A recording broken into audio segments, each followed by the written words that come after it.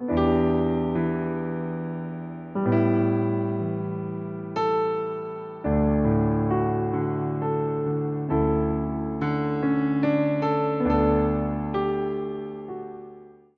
do Senhor, queridos irmãos, a todos os alunos da Escola Bíblica Dominical Pastor Davi Passos, aqui para essa 13ª lição. Lição com o título A Trindade Santa e a Igreja de Cristo. Então, você pode aí estar participando conosco aí e estudando junto este tema da lição da Escola Bíblica Dominical. No texto áureo nós encontramos em Mateus capítulo 28, versículo 19, o seguinte texto: Portanto, ide, ensinai todas as nações, batizando-as em nome do Pai, do Filho e do Espírito Santo. A verdade prática, a nossa lição nos traz a seguinte mensagem: a redenção da igreja é uma obra conjunta da Trindade. O Pai elege, o Filho redime e o Espírito Santo santifica, sustentando a fé e a missão da igreja no mundo. Tá? A lição nos traz a leitura em classe na segunda carta, escreveu o apóstolo Paulo à igreja de Coríntios, capítulo 13, versículo 11 até o 13. E 1 Pedro, capítulo 1, versículo 2 e 3, que diz assim a palavra do Senhor: Quanto mais, irmãos, regozijai-vos, sede perfeitos, sede consolados e sede de um mesmo parecer. Vivei em paz, e o Deus de amor e de paz será convosco. Saudai-vos uns aos outros com ósculos santos. Todos os santos vos saudam. A graça do Senhor Jesus e o amor de Deus e a comunhão do Espírito Santo seja com vós todos. Amém. 1 Pedro capítulo 1, versículo 2 e 3. Nós temos: eleitos segundo a presciência de Deus Pai, em santificação do Espírito, para a obediência e a aspersão do sangue de Jesus Cristo. Graça e paz vos seja multiplicadas. Bendito seja o Deus e o Pai de nosso Senhor Jesus Cristo, que segundo a sua grande misericórdia nos gerou de novo para uma viva esperança, pela ressurreição de Jesus Cristo dentre os mortos. Então, nós temos aqui esta lição, alguns objetivos apresentados. Primeiro, é mostrar a atuação do Pai, do Filho e do Espírito Santo no plano da redenção. Segundo, é explicar que a comunhão da igreja só é possível pela ação trinitária. E o terceiro objetivo é destacar que a missão da igreja é fruto do envio e capacitação da Trindade. Então, aqui nós vemos a introdução desta lição. Nos apresenta que a Trindade, aqui, é uma doutrina fundamental da fé cristã e também a base da existência e da missão da Igreja de Cristo, tá? Ela revela o agir cooperativo do Pai, do Filho e do Espírito, de forma harmoniosa, na criação, na redenção, santificação e na comunhão da igreja. E essa lição, ela visa mostrar, tá? Visa mostrar como a Trindade sustenta, como a Trindade guia e envia a igreja para o cumprimento do seu papel no mundo. Então, compreender esta verdade fortalece na nossa identidade como povo de Deus. No primeiro tópico, nós temos o seguinte título: a Trindade e o seu plano redentor. Primeiro, aqui nós vemos os eleitos segundo a presciência do Pai. Vamos ler na lição? primeiro parágrafo ali diz o seguinte: Deus elegeu a igreja desde a eternidade. E esse plano precede a nossa existência, pois fomos eleitos segundo a presciência de Deus Pai. O termo presciência, que do grego é prognoskos, significa conhecer de antemão.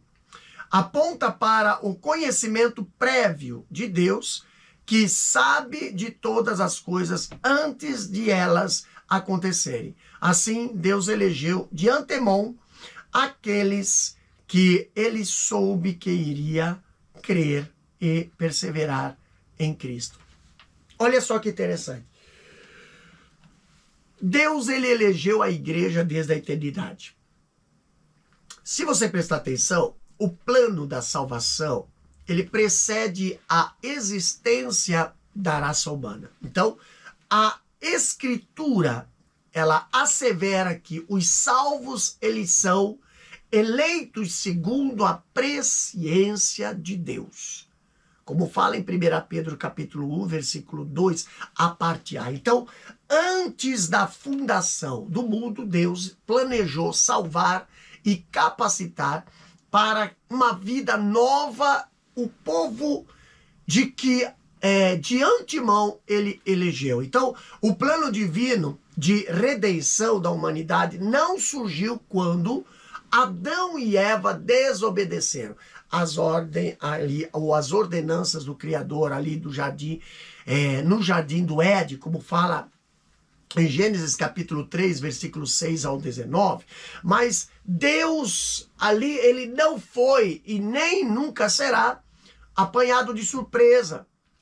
Ele já tinha um plano de salvação pré-estabelecido, como fala aí em Efésios capítulo 1, versículo 3 ao 5.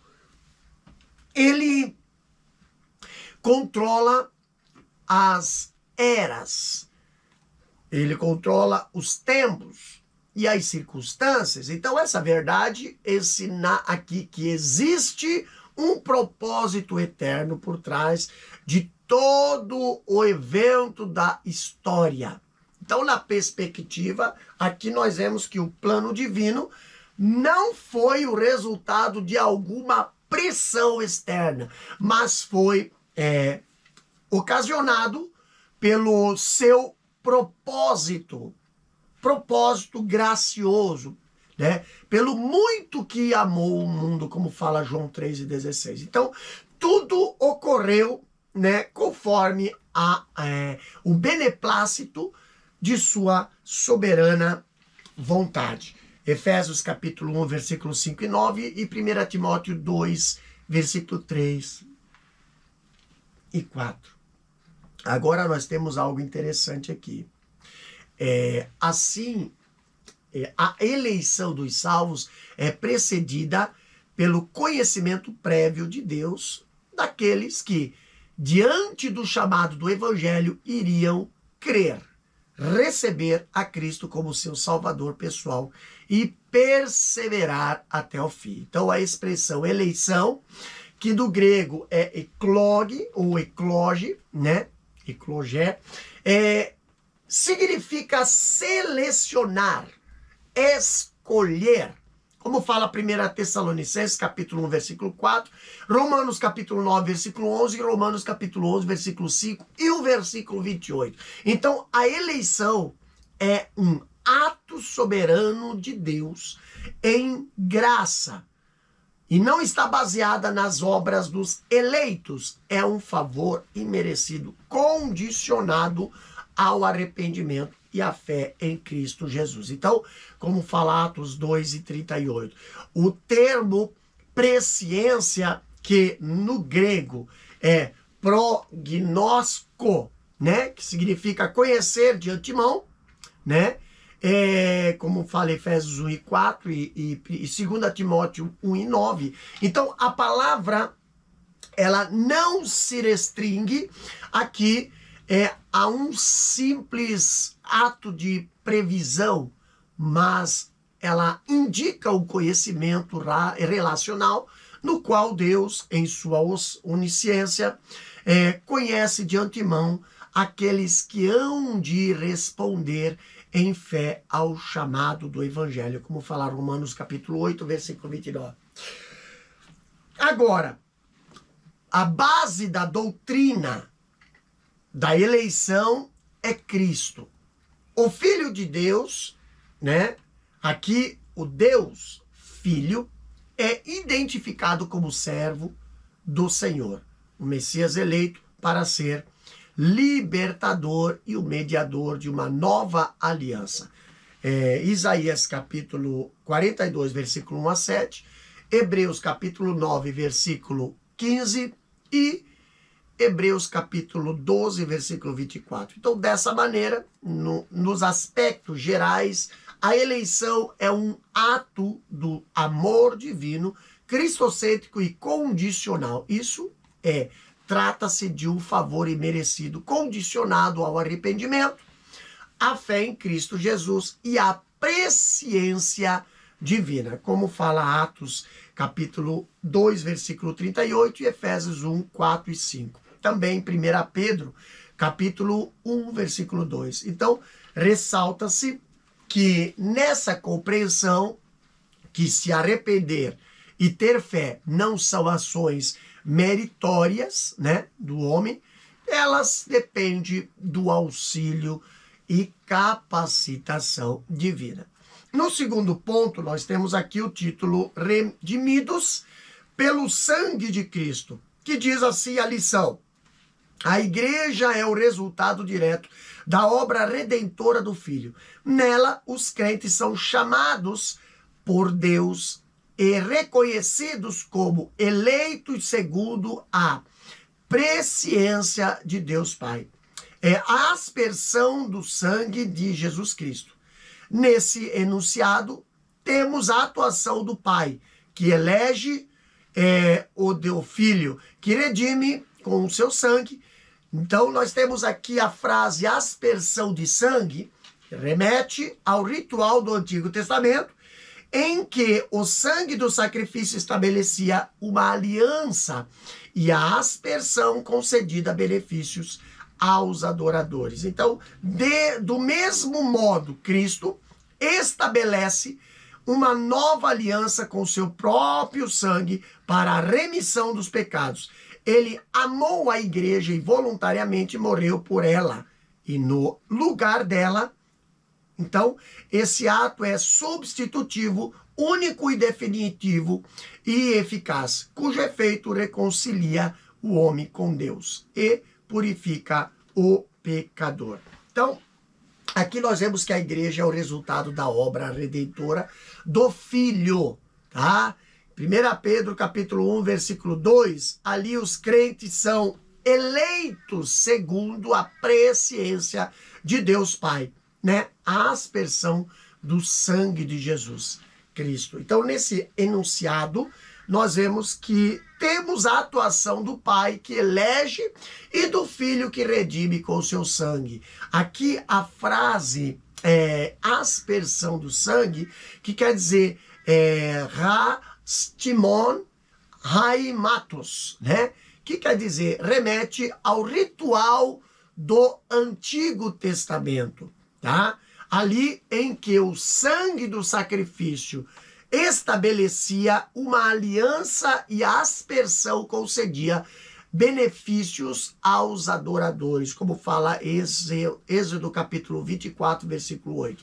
Agora, dessa forma, o perdão divino está associado ao derramamento de sangue, não como mera formalidade ritual, mas como expressão da justiça e da santidade de Deus, como fala Levítico 17, 11. Agora, essa tipologia alcança sua plenitude em Cristo, que, como Cordeiro de Deus, derramou seu sangue para a remissão dos pecados e inaugurou uma nova aliança, né?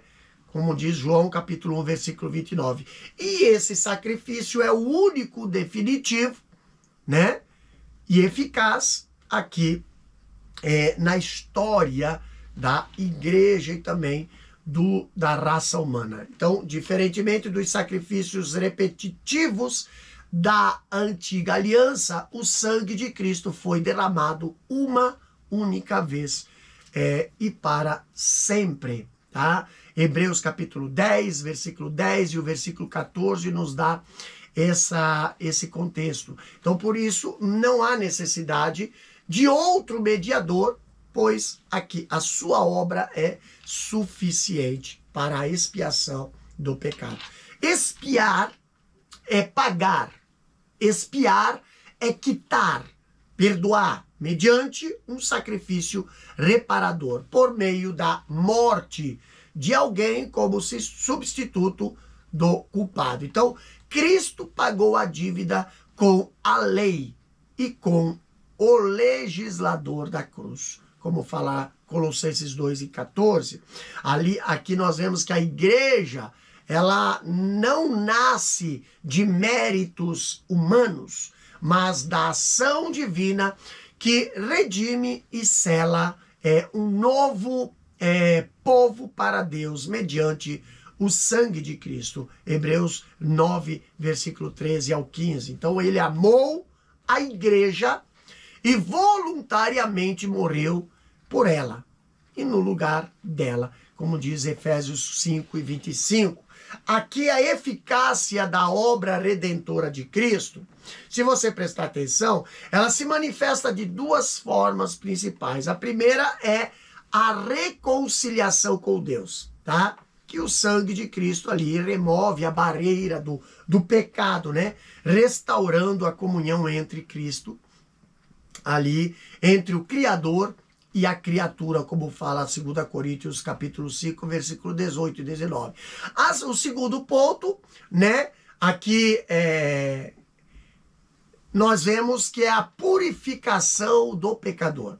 Então o sangue de Cristo não apenas perdoa pecados, mas também o crente em estado de purificação, sustentando sua vida de santidade, como vemos em 1 João capítulo 1, versículo 7. A doutrina da redenção pelo sangue de Cristo tem implicações essenciais. Primeiro, a primeira implicação aqui é o cristocentrismo da fé cristã. Então, a igreja existe porque Cristo derramou seu sangue.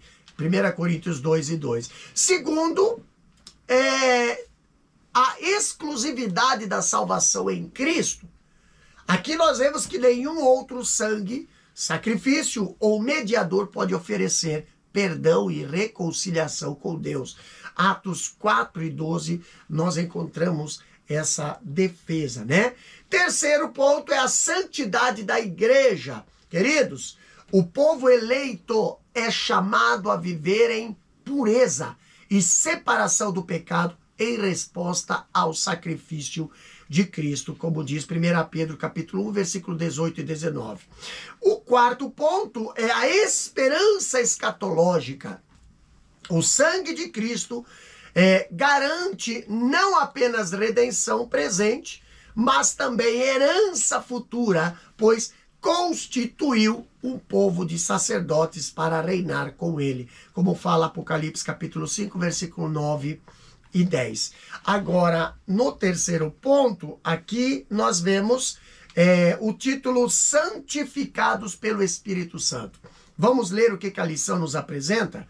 A obra do Espírito é igualmente indispensável à identidade da Igreja de Cristo, eleito segundo a presciência de Deus Pai em santificação do Espírito e aspersão do sangue de Jesus Cristo. Então, o conjunto desse versículo revela a cooperação trinitária na salvação. O Pai elege, o Filho redime e o Espírito Santo aqui santifica, né? O termo santificação, que do grego é agiasmos, né, indica, ou agiasmos, né, indica aqui separação do pecado e consagração ao serviço do reino. Sem a ação do Espírito, a igreja não passa de uma instituição humana, né? É o Espírito que vivifica, purifica e conduz em conformidade com Cristo, tá? Aqui vemos que a obra do Espírito é igualmente indispensável à identidade da igreja de Cristo, como fala em 1 Pedro capítulo 1, versículo 2, aonde diz que os eleitos segundo a presciência de Deus Pai em santificação e aspersão do sangue de Jesus Cristo. Então, o conjunto desse versículo revela a cooperação, né, trinitária na salvação. A lição aqui nos apresenta que o Pai elege, o Filho redime e o Espírito santifica. E essa tríplice perspectiva ratifica a economia da Trindade na história da redenção e mostra que a santificação não é mero esforço humano, mas resultado direto da atuação benevolente do Espírito e inseparável da obra redentora de Cristo e da habitação do Espírito. Então, o termo santificação, que do grego é hagiasmos, né? Hagiasmos, denota tanto o ato inicial de separação do pecado quanto o processo contínuo de consagração a Deus. O vocábulo se refere à ação do Espírito que, aplicando a obra de Cristo, separa os eleitos do domínio do pecado e os consagra ao serviço do reino de Deus. Como já visto nesta obra, aqui reitera-se que a santificação é tanto instantânea quanto progressiva. Aqui vemos também que instantânea, porque no momento da conversão o crente é separado para Deus, como diz 1 Coríntios capítulo 1, versículo 2. E progressiva, porque envolve uma caminhada diária de renúncia ao pecado e crescimento na obra, na graça, né? Como fala 2 Coríntios capítulo 3, versículo 18. Então, sem essa ação do Espírito, a igreja não passa de uma instituição humana destituída da vida espiritual. E essa compreensão molda a identidade da igreja. Não basta professar a fé em Cristo, é preciso manifestar uma vida transformada, tá? A santificação é tanto o sinal da eleição quanto a evidência do autêntico discipulado que, pela ação do Espírito, né, primeiro, vivifica, que é comunicando a vida de Cristo, como de João 6,63. Segundo, a ação do Espírito Santo purifica, lavando e regenerando, como diz 1 Coríntios 6:11. Terceiro, a ação do Espírito conduz, tá? Orientando no caminho da obediência, como fala Romanos capítulo 8, versículo 14. 4, a ação do Espírito Santo conforma a Cristo, tá? Moldando o caráter segundo o modelo do Filho, como diz Efésios capítulo 4, versículo 13. Então, assim, a igreja é continuamente chamada a andar no Espírito. Segundo Gálatas capítulo 5, versículo 25, em um processo de purificação, transformação, que culminará na sua apresentação como uma noiva santa, gloriosa e irrepreensível diante do Cordeiro. Efésios capítulo 5 e 27 fala isso. Então, não se trata de perfeição absoluta nessa vida, mas de um caminhar constante em novidade de vida.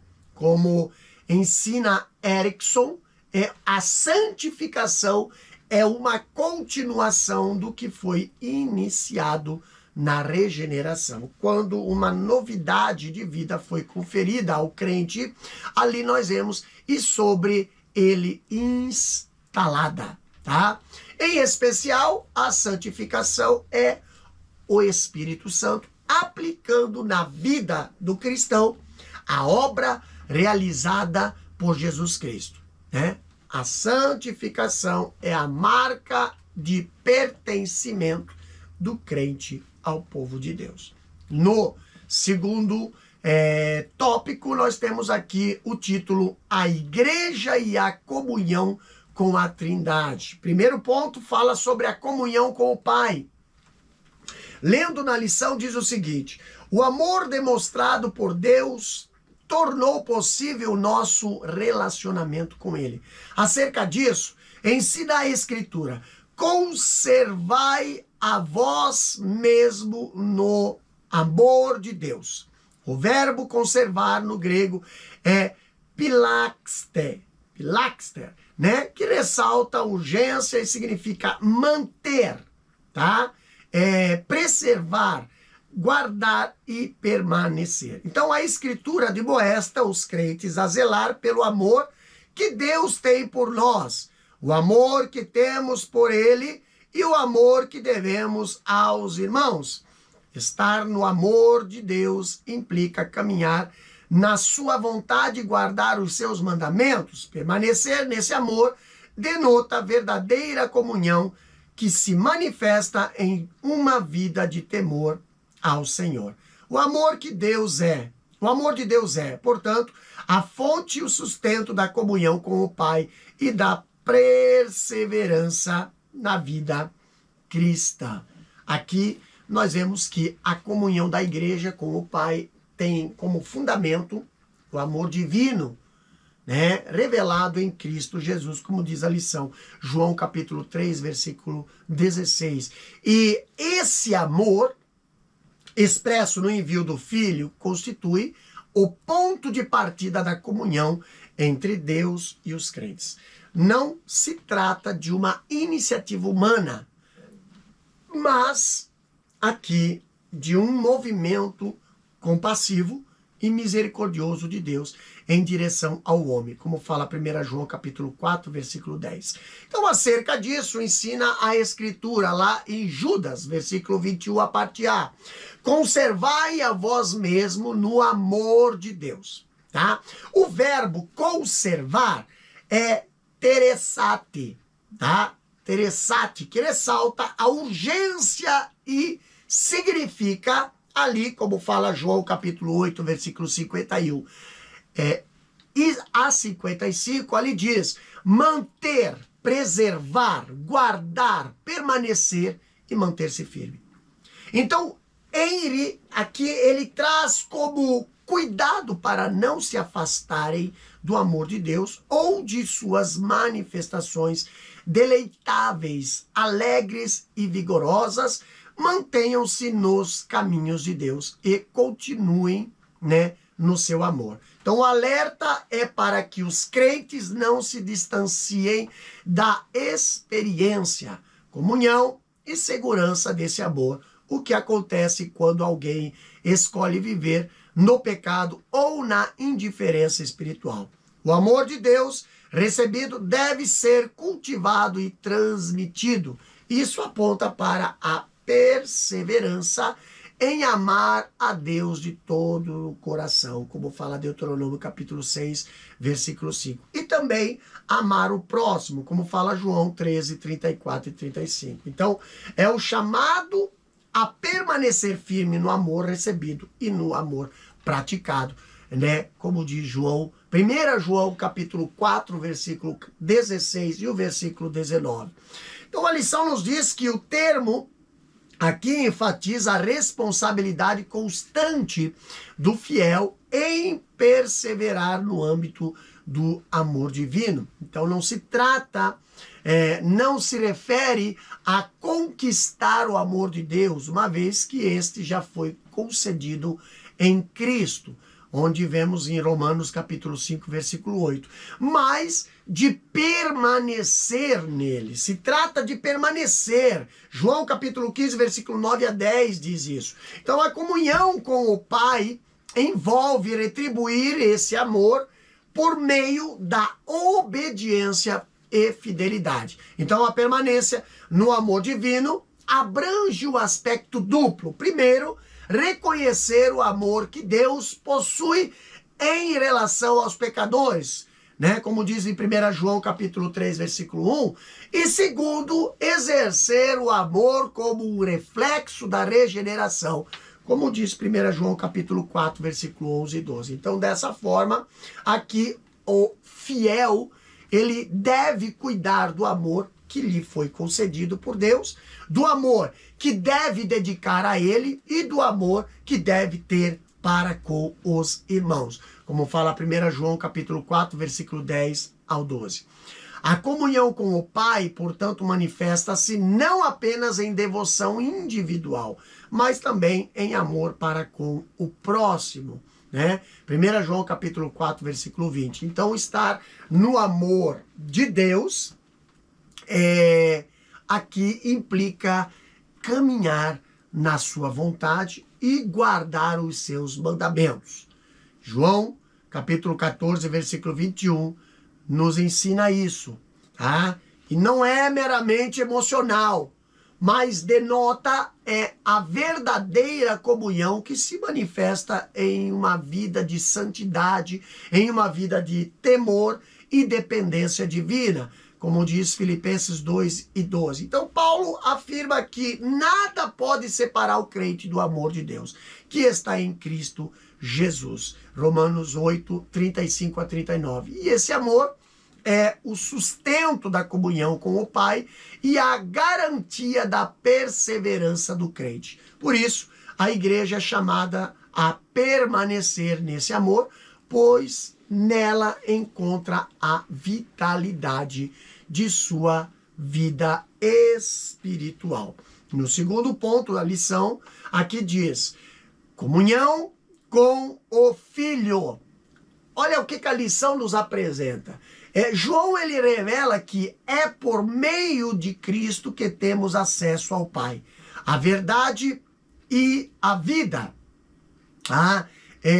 Do mesmo modo, Judas exorta os salvos a manterem a esperança gerada pela misericórdia de nosso Senhor Jesus Cristo para a vida eterna. Assim, a vida eterna não é apenas uma realidade futura, pois estar em Cristo hoje é requisito essencial para essa dádiva. Desse modo, é impossível possuir vida eterna sem ter comunhão com Cristo. Aqui a lição, ela mostra, né? Aprendemos que a comunhão com o Filho é o centro da vida cristã. Somente em Cristo o crente encontra acesso ao Pai e participa da vida eterna. Então aqui João, ele registra, tá? João, capítulo 14, versículo 6, ele registra as palavras de Jesus quando diz ali, ó: eu sou o caminho, a verdade e a vida, e ninguém vem ao Pai senão por mim. Então essa declaração estabelece a exclusividade de Cristo como mediador, né? 1 Timóteo capítulo 2, versículo 5, mostrando aqui que a comunhão com o Pai só é possível por meio do Filho. Então, Judas, ele exorta os salvos lá em Judas versículo 21, a manter ali a esperança gerada em nosso Senhor Jesus Cristo para a vida eterna. E essa expectativa escatológica está fundamentada na misericórdia de Cristo, que garante a consumação da salvação. A vida eterna não é apenas futura, porque nós vemos em 1 João capítulo 5, versículo 11, ali diz: Deus nos deu a vida eterna e esta vida está em seu Filho. Então o verbo deu, que do grego é doken, né, está no aoristo, né, indicando um ato concluído, ou seja, a vida eterna já é uma dádiva concedida em Cristo.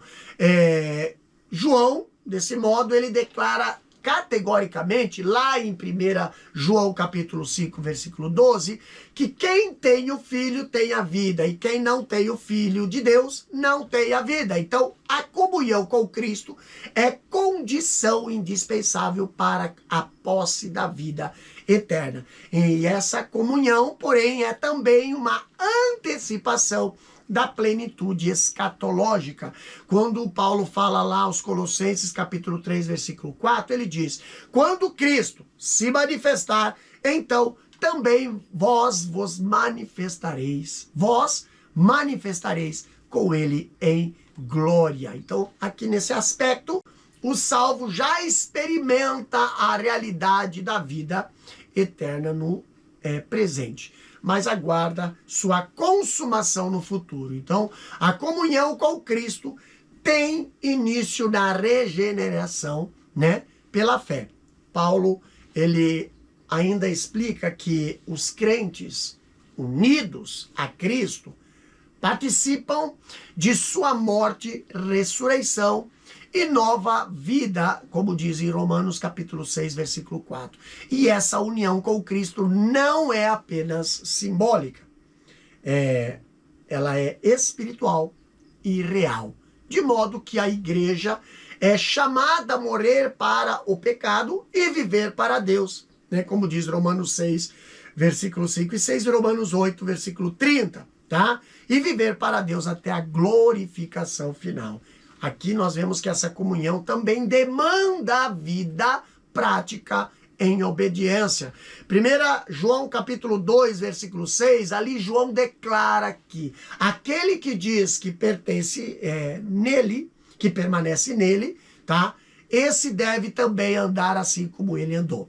Então, aqui é impossível permanecer em Cristo e ao mesmo tempo andar caminhos completamente diferentes daquele que ele andou, tá? Portanto, permanecer em Cristo é viver em conformidade com o seu exemplo, refletindo seu caráter no mundo. Contudo, aqui esse ensino não possui nenhuma conotação legalista, tá? Jesus não andou como o escriba, né? E fariseu, mas como um filho cuja alegria era cumprir os mandamentos do Pai, né? Como fala João capítulo 4, versículo 34 e João capítulo 15, versículo 10.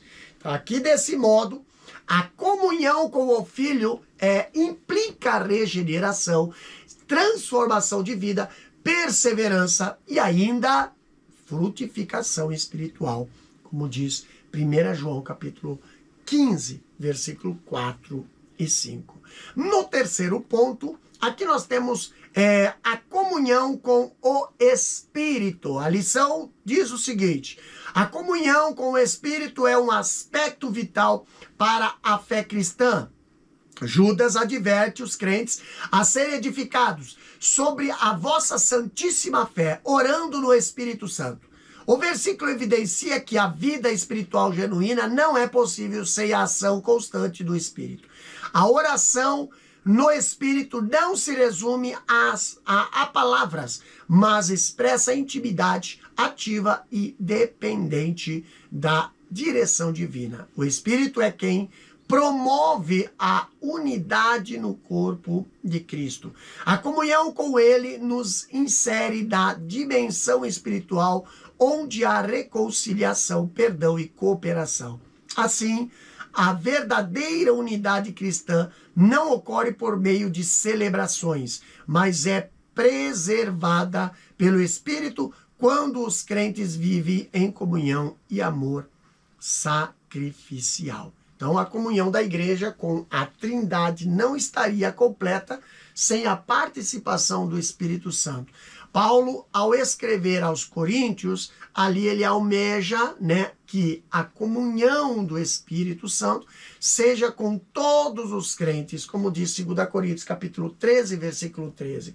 E esse texto revela que a comunhão com o Espírito é tão essencial quanto a graça do Filho e o amor do Pai, sendo parte constitutiva da vida cristã. Então aqui nós vemos que o termo grego koinonia, traduzido por comunhão, indica participação, partilha, união íntima, tá?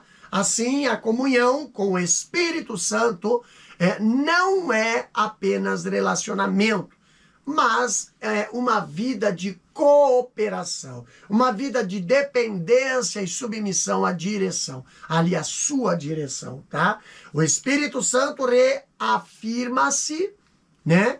Reafirma-se e é quem aplica no coração do crente a obra da redenção realizada pelo Filho e decretada lá em Efésios capítulo 1, versículo 13 e 14, né? Decretada pelo Pai, tá? Então, nesse sentido, nós vemos que a bênção final de Paulo expressa seu desejo de que os coríntios experimentem a plenitude do amor e da graça redentora de Deus através da ministração do Espírito Santo.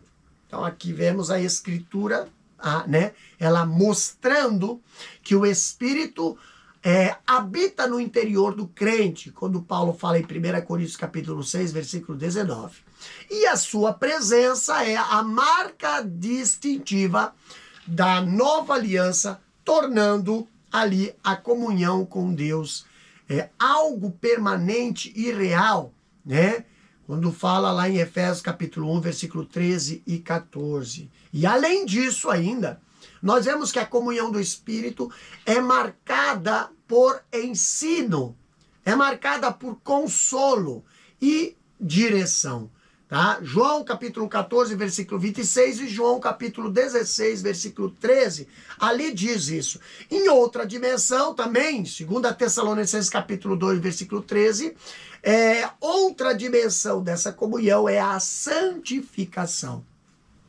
É o Espírito quem ali opera a purificação do coração, moldando o crente à imagem de Cristo. E além da santificação, você pode prestar atenção, você pode ver que o Espírito ele concede dons, concede poder para o serviço no reino de Deus. 1 Coríntios capítulo 12, versículo 7 diz isso. Ele participa das fraquezas do crente, sustentando em oração e fortalecendo na esperança da glória futura. Romanos capítulo 8, versículo 16 e 17. Em vista disso, nós vemos Judas, versículo 20, ele adverte os crentes a ser edificados sobre a vossa santíssima fé, orando no Espírito Santo. Quando olhamos o versículo, evidencia aqui que a vida espiritual genuína não é possível sem a ação constante do Espírito. Gálatas capítulo 5, versículo 25 nos diz isso. Também nós vemos em Romanos capítulo 8, versículo 26 e 27, a oração no Espírito não se resume a palavras, mas expressa intimidade ativa e dependente da sua direção. Já em Efésios capítulo 4, versículo 3, ali nós vemos que o Espírito é o que promove a unidade no corpo de Cristo, tá? Efésios capítulo 4, versículo 30 ao 32 e também Filipenses capítulo 2, versículo 1 e 2, ali nós vemos que a comunhão com ele se insere o crente na dimensão espiritual, onde há reconciliação, onde há perdão e cooperação.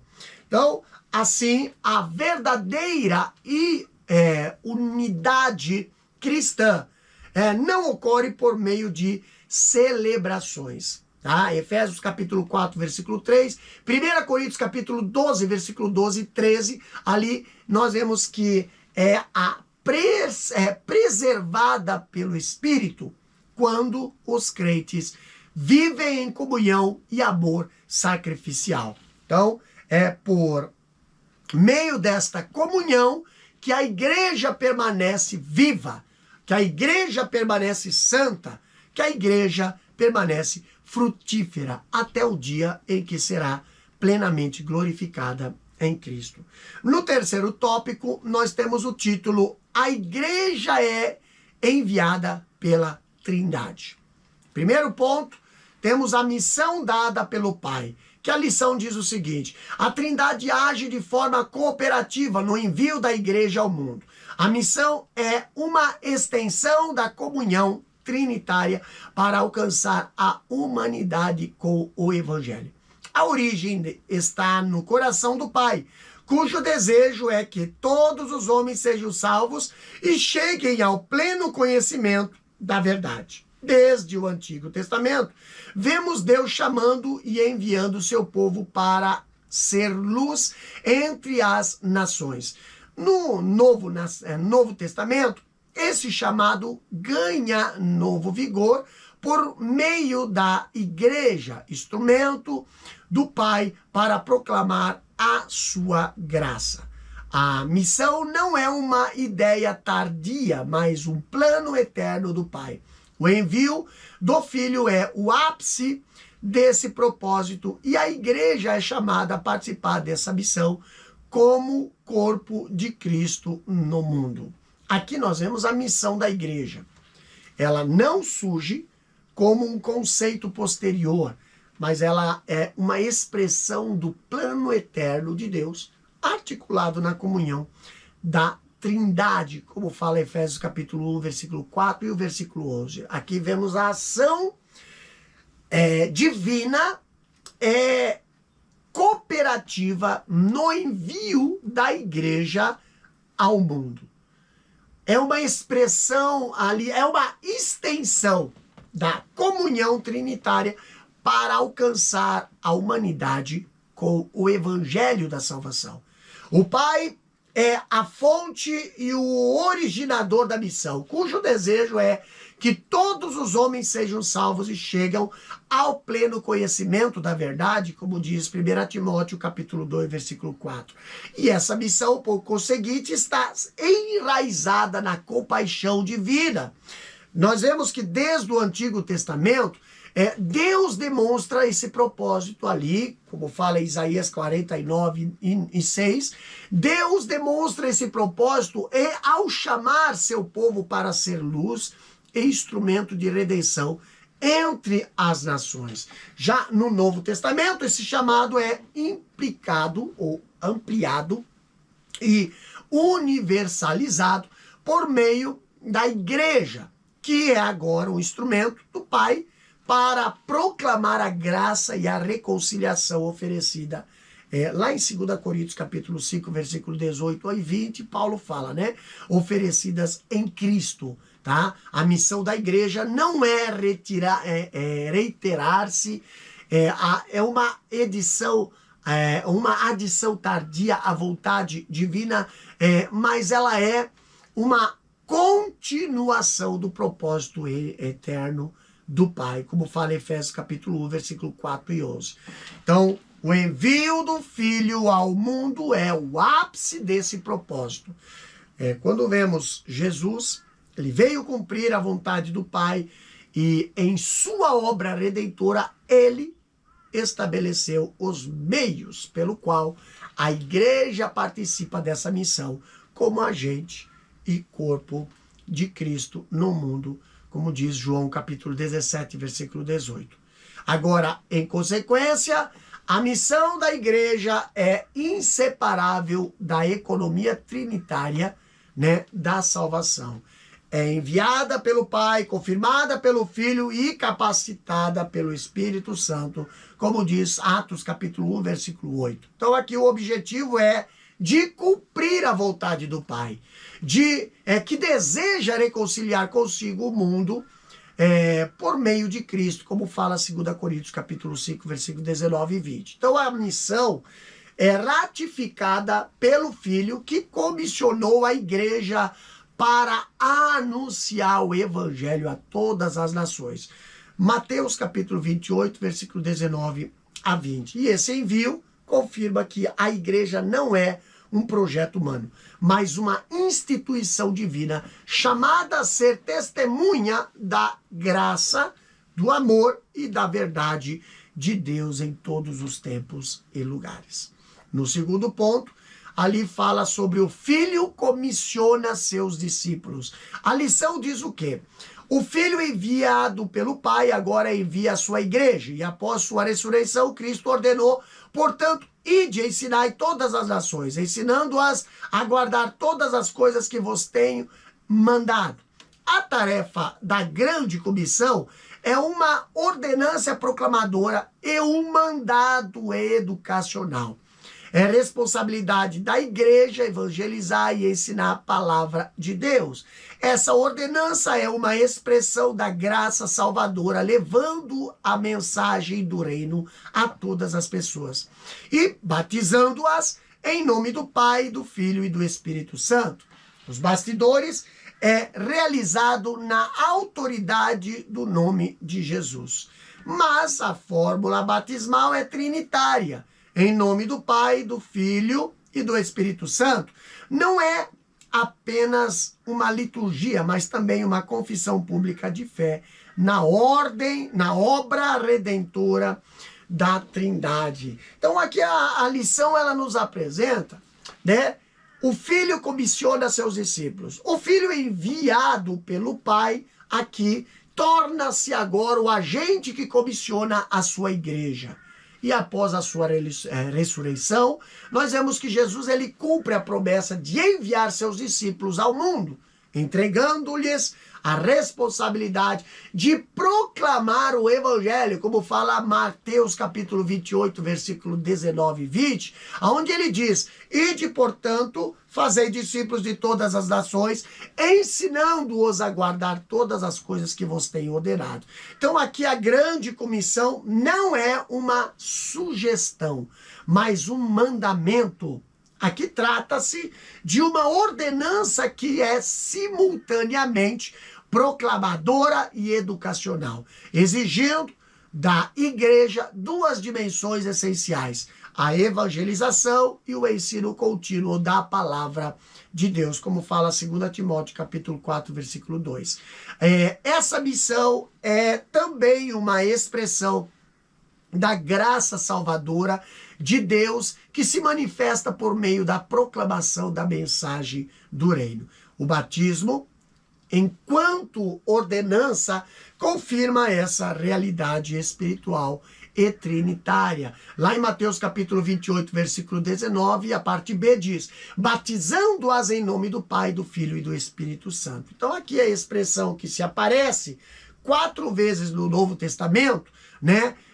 Em nome de Jesus Cristo, Atos capítulo 38, também aparece em nome do Senhor Jesus, lá em Atos 8, 16 e Atos 19 e 5, e também em nome do Senhor, lá em Atos capítulo 10, versículo 48. Que quer dizer, significa somente que o batismo é realizado na autoridade de Jesus, tá? Porém, a fórmula batismal é trinitária. Não é apenas uma liturgia, mas uma confissão pública da fé na obra redentora da Trindade, como fala em Efésios capítulo 4, versículo 4 ao 6. Aqui nós vemos que Cristo, como o enviado do Pai, ele deixou claro que a missão da igreja é a continuidade da sua própria missão, né? Quando João fala lá em João capítulo 20, versículo 21, ele diz: assim como o Pai me enviou, também eu vos envio a vós. Então, aqui, os apóstolos receberam a comissão de continuar a obra de Cristo e não de começar uma outra, tá? Portanto, o envio da igreja pelo Filho é o segmento, tá? Do plano trinitário da salvação e envolve proclamação, ensino, batismo e discipulado. Então aqui a igreja não atua por iniciativa própria, mas assim como instrumento comissionado e capacitado pelo Cristo ressuscitado, chamada e a ser testemunha da graça, tá? Verdade e amor de Deus em todo o mundo, como fala Marcos capítulo 16, versículo 15 e 16. No terceiro ponto, aqui vemos o Espírito capacita e envia. A missão da igreja não pode ser realizada sem a capacitação do Espírito. Ele é quem dá poder e ousadia para testemunhar de Cristo. Em Atos, vemos o Espírito separando e enviando missionários para o serviço cristão. Ele não apenas acompanha, mas orienta e dirige a tarefa evangelizadora da igreja. É o Espírito quem concede dons espirituais para o exercício eficaz do ministério. Aqui vemos a missão da igreja não pode ser realizada sem a capacitação do Espírito. Se nós olharmos em Lucas, capítulo 24, versículo 49, Jesus, ele deixa claro que a missão confiada à igreja não pode ser cumprida sem a virtude e o poder do Espírito Santo. Como já observado, o envio vem do Pai. A missão é confirmada pelo Filho, porém, o cumprimento da missão só é possível pelo poder do Espírito, como diz Atos capítulo 1, versículo 8. Então aqui a missão não depende da eloquência ou capacidade humana, né? Como Paulo fala lá em 1 Coríntios capítulo 2, versículo 2 a 4. Mas da unção sobrenatural do Espírito que transforma crentes comuns em testemunhas eficazes de Cristo, tá?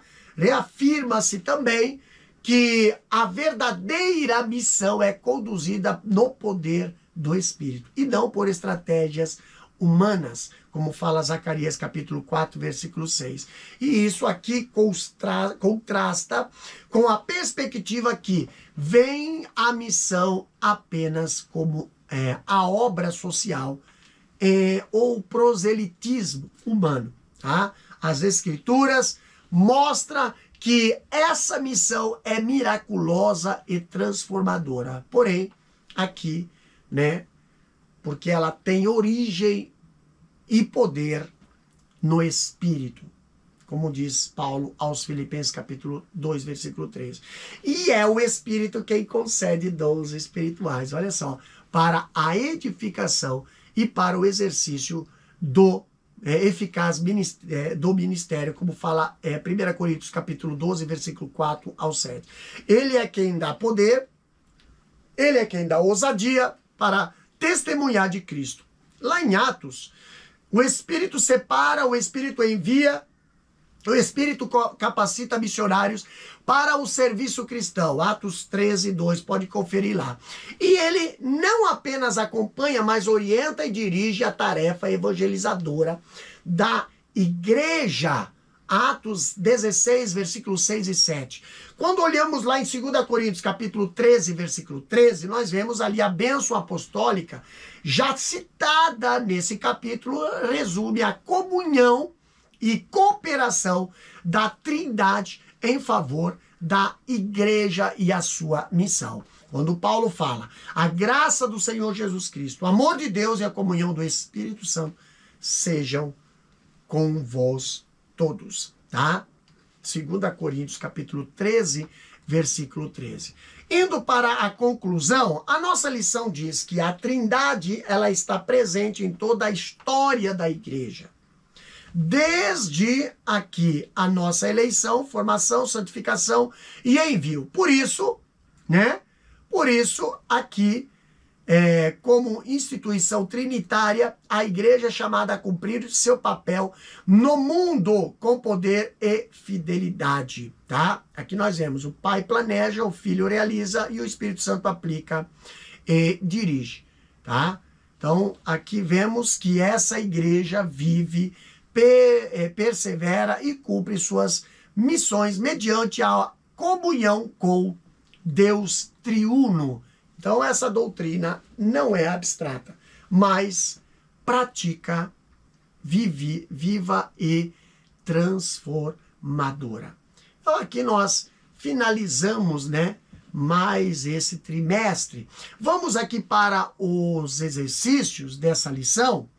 Vamos no primeira questão, diz: pela atuação do Espírito Santo, a igreja é chamada a quê? Resposta diz: a obediência e a purificação contínua.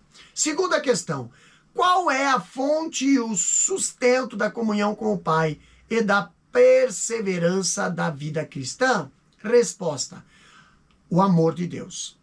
Terceira questão: a verdadeira unidade cristã é preservada por quem?